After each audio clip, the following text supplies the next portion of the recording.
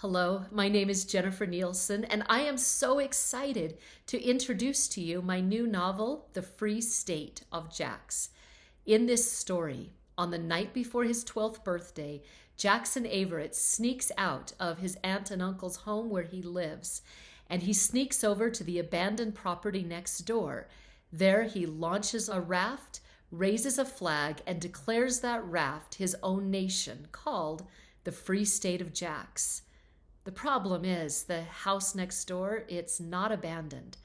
An old man lives there named Owen O'Keefe. Everyone in town knows that 9 years earlier, Owen had killed his brother. And so obviously Jax can't stay, but he can't leave either. As soon as he leaves, his nation is no longer a nation, and he will have to go back to live with his aunt and uncle. This is the first chapter from the Free State of JAX. My grandma once told me the story of 3 men who escaped from Alcatraz prison. No one had ever escaped before, but these 3 men managed to do it on a homemade raft. No one knows for sure what happened to them afterward. They died. That's what my grandma always said. Whatever really happened, the story had inspired me.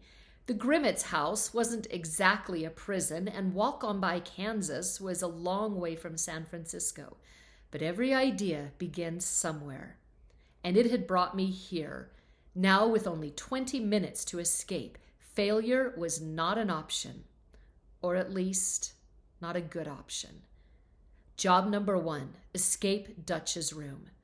Dutch Grimmett's was my older cousin. His bedroom looked like it had lost to a tornado, and it smelled like feet. I slept on an inflatable mattress on the floor, although it no longer inflated due to a small hole in the bottom, so it whistled when I rolled over. I carefully rolled up the mattress and tucked it under one arm as I left. That had taken 2 minutes. I needed to move faster. Job number 2, collect backpack. It was already loaded with clothes, a couple of books, and some food. I hoped there'd be enough food inside to last several weeks, but even if there wasn't, I couldn't risk anyone hearing me open the pantry door. I'd have to make do with what I had. Job number 3, post my Declaration of Independence. This was important because I didn't want anyone getting the wrong idea about me. I wasn't running away. Instead, I was running to. Tomorrow was the beginning of my new life. I signed the bottom of my page and posted it to the bathroom mirror with the help of some well-chewed bubble gum. I stood back to admire my handiwork. Writing all of that had taken a lot of time and a fair amount of copying from the American Declaration of Independence. I hoped the founding fathers would understand that I was on a time crunch. Then again, so was the Revolutionary War. Before the Grimmett's family, I'd lived with my grandma Averett, which had worked out great for both of us. But 92 days ago, she decided she was getting too old to take care of me. That same night, I went to live with my Aunt Helga's family. I began planning my escape the very next day. Job number 4, avoid danger. By that, I mean my cousin, Danger Grimmett's. He was training himself to join the Marines or the Mafia, whichever would have him. Danger liked to keep guard duty by the door, but usually fell asleep on the sofa around midnight. Not bad for a 10-year-old. I checked the time on the kitchen clock, 15 minutes to midnight. It probably wasn't necessary to crouch low as I crossed the backyard toward the corn patch. Everyone should have been asleep by now. Still, I had to be careful. If a single Grimmett's eye peeked out their window, then I was finished.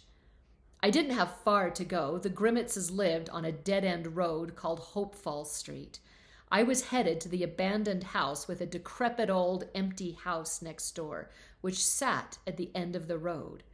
Between the 2 homes were several rows of corn stalks. It was early July, so they weren't as tall as I would have liked, but then again, I wasn't as tall as I would have liked either. If I took one step through the corn, there'd be no looking back. And I didn't look back, not for a second. I just pushed into the cornfield and tried not to brush against the stalks as I continued walking. They hid me well, but if anyone was watching, they could trace my trail by watching the tops of the corn stalks move. With every step, my confidence grew. If someone was going to catch me, they'd have done it by now. I wasn't in the clear yet, but I was so close. I dared to believe I might make it. As the corn stalks thinned, I made a left turn toward the abandoned lot next door. Some people said the house there was haunted. Others said the entire property was cursed. I didn't believe in any of that. Mostly. To be fair, the house did look haunted. Shades were drawn on all the windows, and a mass of weeds and grass grew through the bars of a tall iron fence in the front yard. By taking the route through the corn stalks, I had avoided that creepy place. I only wanted to reach the backyard. The abandoned lot had no trespassing signs in the front yard, but not here. I stopped at the edge of the property line where I'd hidden my great secret. It had taken an entire month to build my raft, and I was proud of it. But to test whether it actually worked required me to break one of Aunt Helga's biggest rules. Never, she often said, never, never, no matter how tempted you are, no matter if wild wolves are chasing you and it's the only chance you have to save your life, never set foot onto the property next door. And I never had. Until now. There was no other choice.